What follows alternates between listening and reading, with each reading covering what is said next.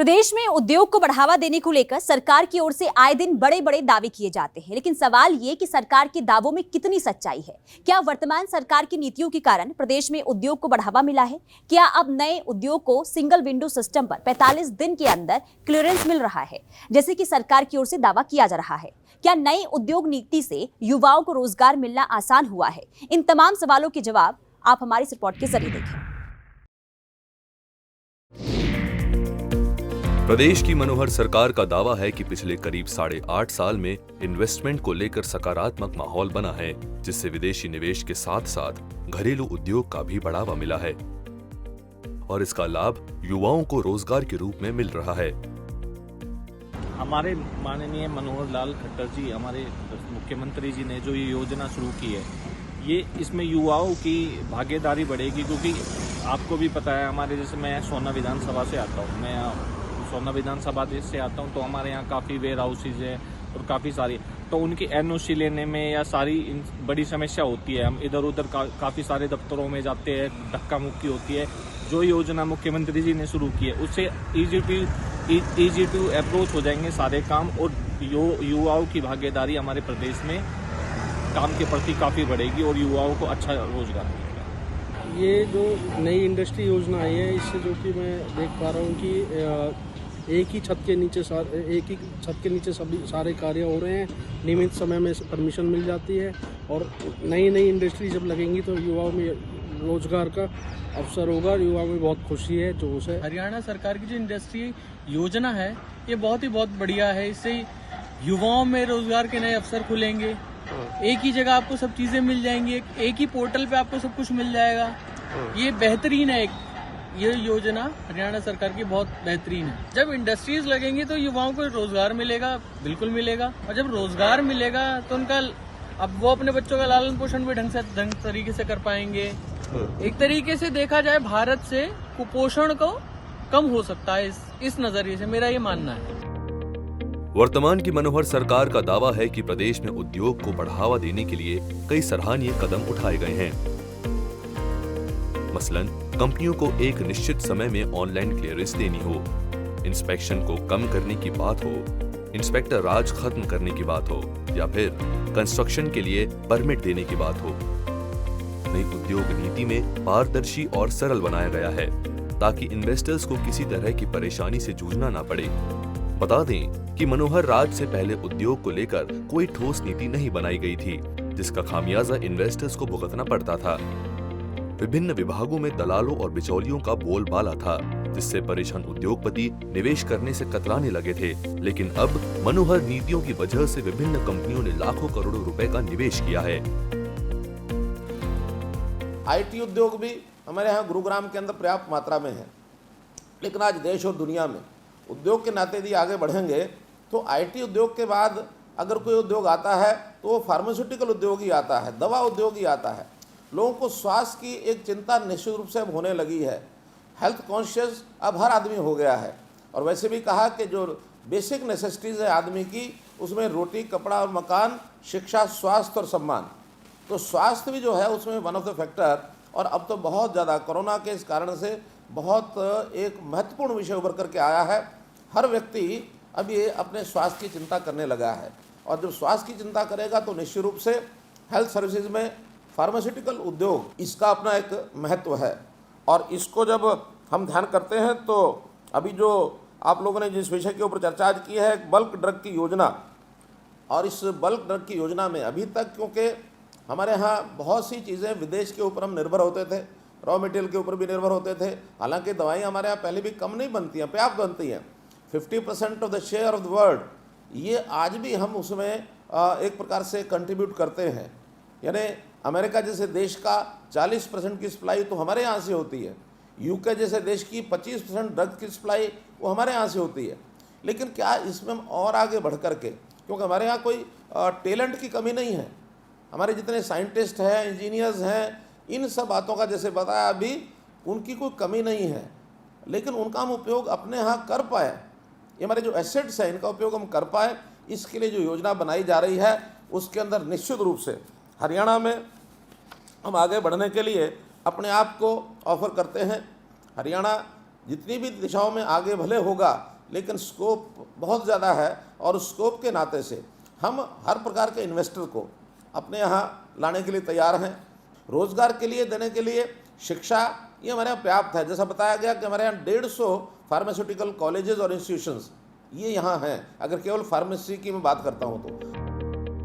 बता दें, प्रदेश में उद्योग लगाने के लिए किसी भी कंपनी को करीब 78 तरह की सर्विसेज की जरूरत होती है, जिसमें पॉल्यूशन, लेबर, डिपार्टमेंट से लाइसेंस लेना, बिजली की सही उपलब्धता या फिर जमीन और कंस्ट्रक्शन की बात हो।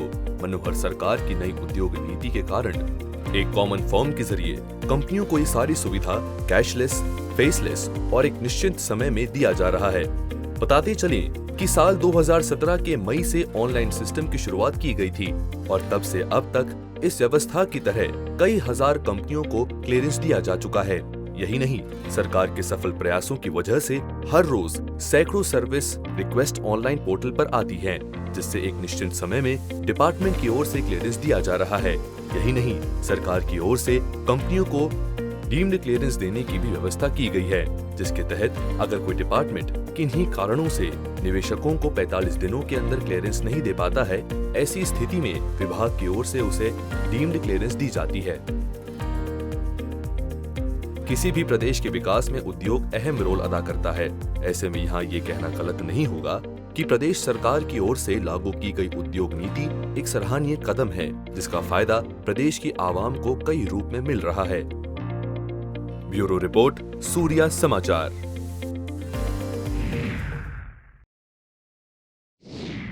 प्रदेश की वर्तमान सरकार की ओर से इन्वेस्टमेंट समिट को लेकर कई मौके पर बड़े बड़े दावे किए गए हैं। सरकार का दावा है कि इससे प्रदेश में लाखों करोड़ रुपए के नए इन्वेस्टमेंट आए हैं, जिससे प्रदेश के विकास को नई दिशा मिली है। लेकिन सवाल ये कि सरकार के इन दावों में कितनी सच्चाई है। इस रिपोर्ट में देखिए।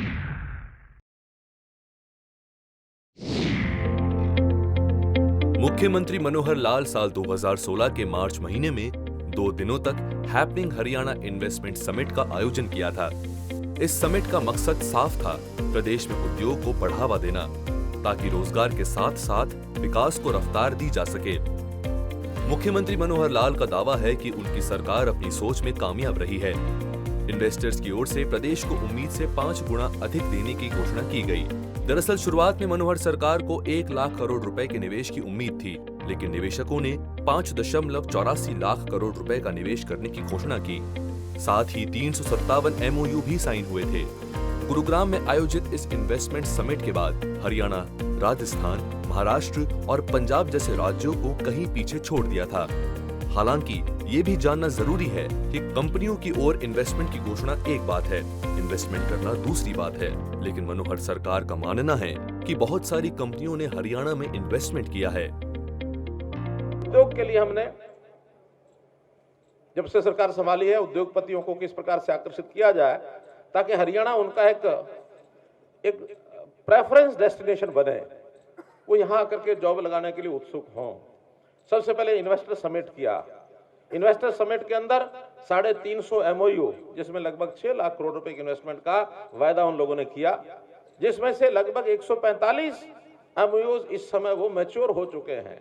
या तो लाइसेंस उन्होंने ले लिए हैं, जमीनें ले ली हैं, इन्वेस्टमेंट करना शुरू कर दिया, उनकी बिल्डिंग, उनकी कंस्ट्रक्शन शुरू हो गई है, इंस्टॉलमेंट एस्टेब्लिशमेंट होनी शुरू हो गई है, और या फिर अभी पाइपलाइन में जो बाकी हैं उनसे भी बातचीत चल रही है। हर इंडस्ट्री के साथ हमने रिलेशनशिप मैनेजर लगाया कि आपने MOU किया, आप आइए हमारे यहाँ।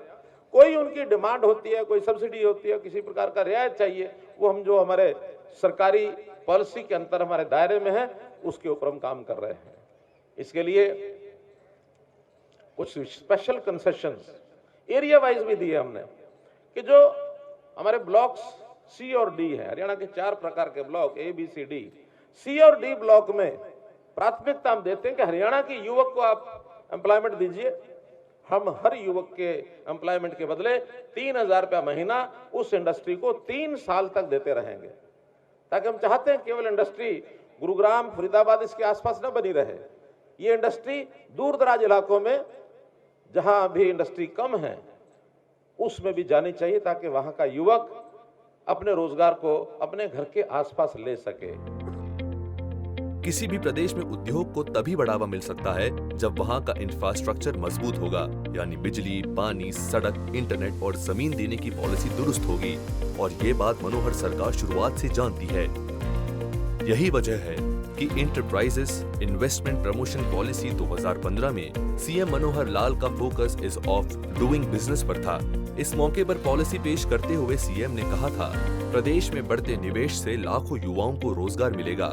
और अब जबकि मनोहर सरकार अपने कार्यकाल के 8.5 साल पूरे कर चुकी है, ऐसे में सरकार का दावा है कि हजारों युवाओं को रोजगार मिला है। इस इन्वेस्टमेंट में मुख्य रूप से जो प्रोजेक्ट है ग्लोबल सिटी गुरुग्राम में 1080 एकड़ में ये ग्लोबल सिटी का एक निर्माण किया जाएगा। जमीन पहले से HSADC ने एक्वायर कर रखी है और एक आइकॉन जिसको कहना चाहिए एक सिटी ये एक बनेगी, सिटी विद इन सिटी जिसको कह सकते हैं। गुरुग्राम के अंतर्गत ही ये एक नई सिटी जो एक सिंगल जिसको एक प्लानिंग में सिंगल फेज प्लानिंग में जिसका एक किया गया उसका योजना बनाई गई है। यहाँ भी हम ग्लोबल सिटी को एक अंतर्राष्ट्रीय स्तर के लेवल की एक सिटी बनाए। 13 कंपनियां उसके अंदर बहुत प्रमुख कंपनियां जो हैं वो वहाँ पर आई हैं। Dubai investment, Sobha realty, Danube properties, Nakheel, DP world, Ellington properties, Gulf Islamic investment, Tabreed, Al Marjan island, Al Hamra, डॉलंड्स प्रॉपर्टी, दामाक, EMIS। तो ऐसी 13 प्रमुख कंपनियां हैं जो डेवलपमेंट के नाते से। और दुबई अपने आप में जो रियल एस्टेट का काम है, हम में से जो लोग गए होंगे उनको मालूम होगा कि बहुत हाई क्लास हाई लेवल की बिल्डिंग्स वहाँ हैं। MR खास करके एक बहुत बड़ा डेवलपर वहाँ है। तो उस MR के जैसे हमारे गुरुग्राम में हम DLF कह सकते हैं, इस प्रकार का MR ग्रुप है। MR ग्रुप गुरुग्राम में भी काम कर रहा है। हरियाणा की मनोहर सरकार ने प्रदेश में उद्योग नीति को एक नई ऊंचाई देने के लिए समय समय पर विदेश का दौरा भी करते हैं और उद्योगपतियों को निवेश करने के लिए प्रेरित करते हैं। लेकिन यहाँ आपको सीएम मनोहर लाल से जुड़ी एक बेहद दिलचस्प जानकारी देते हैं। मुख्यमंत्री मनोहर लाल का जीवन इतनी सादगी भरा रहा है कि उनके पास सीएम बनने से पहले पासपोर्ट तक नहीं था। दरअसल मुख्यमंत्री मनोहर लाल कई बार इस बात को कह चुके हैं कि उन्हें बिल्कुल सादगी के साथ आवाम के बीच रहना पसंद है, गरीबों का खुद दर्द बांटना पसंद है। लेकिन सत्ता की बागडोर संभालने के बाद मुख्यमंत्री मनोहर लाल ने साल 2015 में पासपोर्ट बनाया और फिर पहली बार शिष्टमंडलों के साथ कनाडा और अमेरिका के दौरे पर गए। मुख्यमंत्री मनोहर लाल का दौरा निवेशकों को काफी प्रभावित किया और अब उसका लाभ आवाम को मिल रहा है। प्रदेश की वर्तमान सरकार अपने सधे हुए कदमों के साथ हरियाणा को आगे ले जाने में कोई कसर नहीं छोड़ना चाहती है। लेकिन यहाँ ये देखना भी अहम होगा कि आने वाले वक्त में सरकार की ओर से उठाए गए कदमों का जनता पर कितना असर पड़ता है। ब्यूरो रिपोर्ट, सूर्या समाचार।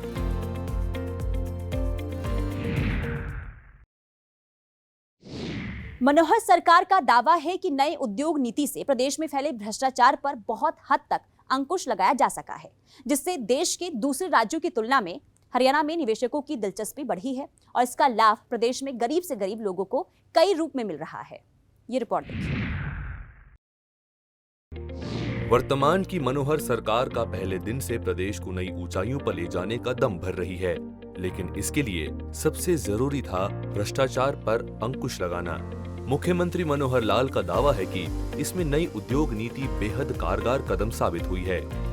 बता दें कि सरकार के पास CLU में बड़े स्तर पर फैले भ्रष्टाचार की खबरें थी, जिसमें नेताओं और सरकारी अफसरों की मिलीभगत होती थी।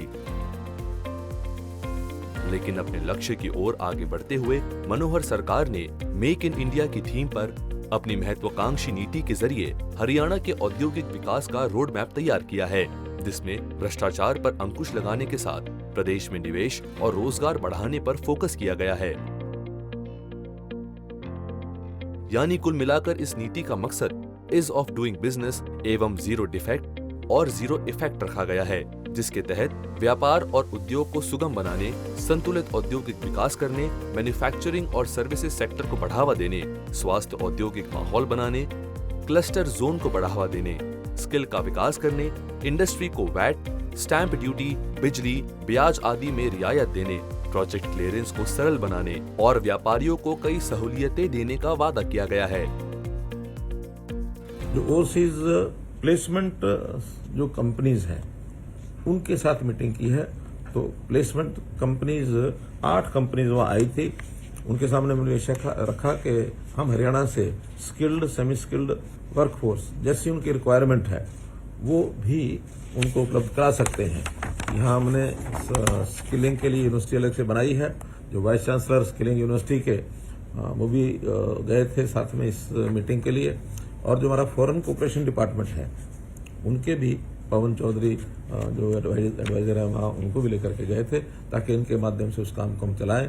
टारगेट्स उन्होंने हमसे भी पूछे, हमने उनसे भी पूछे हैं। बातचीत अभी फाइनल कंपनियों से नहीं हुई है, लेकिन एक प्रारंभिक रास्ता हमने खोला है। हमने अपनी ओर से 1 लाख नौजवानों की ऐसी संख्या रखी है कि हम देश के, दुनिया के विभिन्न देशों में 1 लाख लोगों को भेजने की अपनी स्किलिंग की तैयारी कर सकते हैं, चाहे वो स्किल यूनिवर्सिटी के माध्यम से हो, चाहे हरियाणा स्किल डेवलपमेंट जो मिशन है हमारा उसके माध्यम से हो, या वो कंपनियां स्वयं भी अपने स्किलिंग के सेंटर्स यहाँ खोल सकती हैं। हम उनको फैसिलिटेट करेंगे ताकि हमारे नौजवान पढ़ाई लिखाई करके टेक्निकल जो खास करके ITI ट्रेंड ऐसे बच्चे हैं, नौजवान हैं, वो वहाँ की इंडस्ट्री के लिए जा सकते हैं। रियल एस्टेट डेवलपमेंट में भी वहाँ पर जो आवश्यकता होती है, मशीन्स की, टाइल के जो लगाने वाले लोग हैं, इलेक्ट्रीशियंस हैं, इस प्रकार के जो लोग हैं उनकी ट्रेनिंग करा करके वहाँ भेज सकते हैं। बता दें कि हरियाणा का अहम मुकाबला दिल्ली, पंजाब और राजस्थान जैसे राज्यों से है और यही कारण है कि उद्योग नीति में पड़ोसी राज्य की नीति का भी विशेष ध्यान रखा गया है। ईज ऑफ डूइंग बिजनेस के लिए कई नए प्रावधान भी शामिल किए गए हैं। सभी प्रोजेक्ट के अप्रूवल के लिए 45 दिनों की समय सीमा तय की गई है। उद्योग विभाग के मुताबिक नई पॉलिसी के साथ हरियाणा की कोशिश न सिर्फ उद्योगों के पलायन को रोकने की है, बल्कि रणनीतिक रूप से पड़ोसी राज्य के उद्योगों को अपने राज्य में आकर्षित करने की भी है। दिल्ली और NCR के उद्योगों को आकर्षित करने के लिए कुंडली, मानेसर, पलवल इंडस्ट्रियल कॉरिडोर पर IT, इलेक्ट्रॉनिक, फार्मा और मेडिकल क्षेत्र की कंपनियों को रियायत दी जा रही है। यूपी से सटे फरीदाबाद और पलवल में भी engineering, footwear and food processing industry को स्थापित करने की कोशिश जारी है। साथ ही पंजाब सीमा से सटे जिलों में इंजीनियरिंग, ऑटो पार्ट और लेदर गुड्स से जुड़े उद्योगों को बसाने पर जोर दिया जा रहा है। इसके अलावा राजस्थान की ओर आकर्षित हो रही मेटल इंडस्ट्री के लिए रेवाड़ी में इंफ्रास्ट्रक्चर विकास पर जोर दिया गया है। हमने एक निवेशक उनका जो सम्मेलन किया था उसमें भी बहुत बड़े बड़े लोगों ने आकर के इच्छा अपनी व्यक्त की कि हम यहाँ हरियाणा में निवेश करना चाहते हैं। और उसके पीछे की जो एक मुख्य कारण था कि हमने ईज ऑफ डूइंग बिजनेस, इसके ऊपर काम किया। हरियाणा 2014 में 14वें स्थान पर था ईज ऑफ डूइंग बिजनेस में। हमने उस पर काम किया। हमारे ब्यूरोक्रेट्स ने बहुत अच्छे लोग हैं उसमें, उन्होंने सबने काम किया मिल करके। 17 विभागों की सब जितनी भी परमिशंस हैं, लाइसेंस की क्लियरेंसेज हैं, वो सब एक छत के नीचे टाइम बाउंड मैनर में 45 दिन के अंदर अंदर डीम्ड क्लियरेंस मिलेगी। ये हमने उद्योगपति को, एंटरप्रेन्योर को भरोसा दिया, जिसमें से उसने कहा कि हाँ, हम हरियाणा में आकर के काम करना चाहते हैं, हरियाणा में निवेश करना चाहते हैं। हरियाणा बहुत दृष्टि से इसका ज्योग्राफिकल जो हमारी जो हरियाणा की लोकेशन है ये भी हमको लाभ दे रही है। दिल्ली को 3 तरफ हम घेरते हैं, दिल्ली के निकट होने के कारण से हमको एक उसका बेनिफिट भी है। तो इस प्रकार से उद्योग को भी हम आगे बढ़ा रहे हैं, किसानों को आगे बढ़ा रहे हैं, युवा को रोजगार के नाते आगे बढ़ा रहे हैं। और स्कीम्स में जिस भी समस्या के हल करने के लिए हमको जो भी ध्यान में आता है उसकी नई नई स्कीमें बना रहे हैं। और इन सबको IT प्लेटफॉर्म के साथ जोड़ करके, क्योंकि करप्शन में एक बड़ा फैक्टर होता है ह्यूमन इंटरफेस। जिन योजनाओं और यानी सेवाओं के लिए ह्यूमन इंटरफेस का सिस्टम अगर ज़्यादा होगा, डिस्क्रिशनरी पावर ज़्यादा होगी, तो वहाँ करप्शन खड़ी होगी। हमने डिस्क्रिशनरी पावर अपनी पहले छोड़ी है, बाद में अधिकारियों को, कर्मचारियों को कहा कि नहीं, सिस्टम से काम करिए, हम किसी प्रकार की डिस्क्रिशनरी पावर लोगों को देकर नहीं रखना चाहते।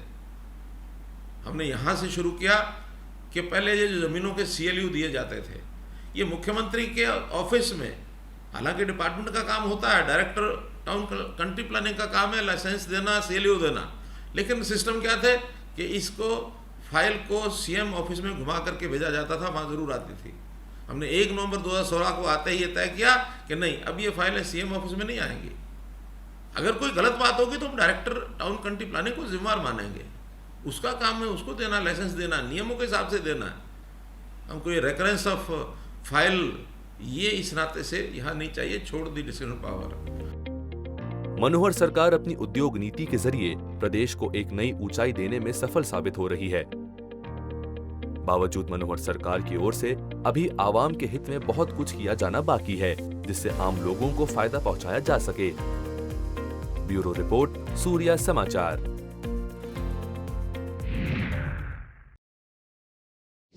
किसी भी प्रदेश के लिए लघु और मध्यम उद्योग रीढ़ की हड्डी मानी जाती है। ऐसे में प्रदेश की मनोहर सरकार का दावा है कि इन उद्योगों को बढ़ावा देने के लिए कई सराहनीय कदम भी उठाए गए हैं। ये रिपोर्ट देखिए।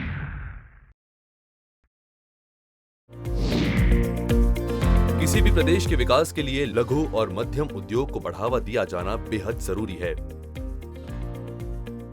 ऐसे में मनोहर सरकार ने बड़े उद्योगों को बढ़ावा देने के साथ साथ लघु और छोटे उद्योगों पर भी अपना फोकस किया।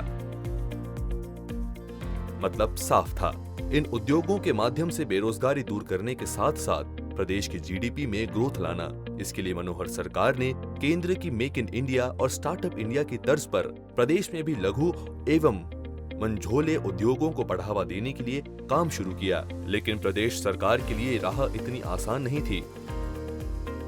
विभिन्न विभागों में फैले भ्रष्टाचार और दलालों की भारी मौजूदगी ने उद्यमियों की कमर तोड़ कर रख दी थी। साथ ही पिछली सरकार की ओर से इसे लेकर कोई ठोस नीति नहीं थी, जिस कारण प्रदेश में लघु और कुटीर उद्योग लगातार बंद हो रहे थे, जिसका खामियाजा बेरोजगारी के रूप में सामने था। ऐसे में मनोहर सरकार ने विभागों में पारदर्शिता लाने के लिए ऑनलाइन प्रक्रिया की शुरुआत की और उद्यमियों को एक नई ऊर्जा के साथ काम करने के लिए प्रेरित किया, जिसका परिणाम प्रदेश में बढ़ते लघु उद्योग और रोजगार को देखकर साफ लगाया जा सकता है। इसमें कोई शक नहीं, किसी भी प्रदेश के लिए लघु और मध्यम उद्योग रीढ़ की हड्डी साबित होता है। ऐसे में प्रदेश की मनोहर सरकार की ओर से लघु उद्योग को बढ़ावा देने के लिए उठाए गए कदम सराहनीय हैं। ब्यूरो रिपोर्ट, सूर्या समाचार।